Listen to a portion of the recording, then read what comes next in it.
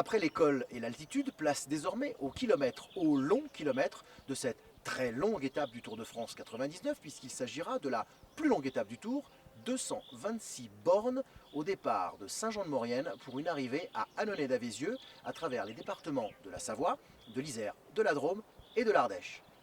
Avant d'en finir définitivement avec les Alpes, il faudra passer par les deux derniers cols classés en première catégorie de cette édition du Tour dans les Alpes, le col du Grand Cucheron au kilomètre 34 et ses 12,5 km de pente à 6,5% de moyenne. Un peu plus loin, au kilomètre 80, ce sera le col du Granier et 9,7 km d'ascension à 8,6% qu'il faudra, là encore, absorber avant de penser à des reliefs plus sereins.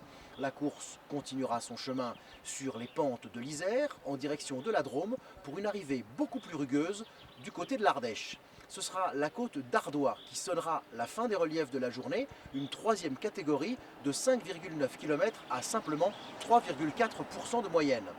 Pour les équipiers de l'Assemblée des départements de France, la route sera longue, très longue, à l'image de l'étape, et une centaine de points dangereux, giratoires, rétrécissements et ralentisseurs seront à baliser soigneusement. Quant à la météo, avec 28 degrés attendus, surtout sur le final de l'étape, les routes devraient souffrir et les premiers ressuages faire leur apparition. Heureusement, Gros Léon et sa citerne d'eau devraient remédier au problème et rafraîchir la route pour un passage sans encombre du peloton. A demain pour un nouveau regard de route avec l'Assemblée des départements de France.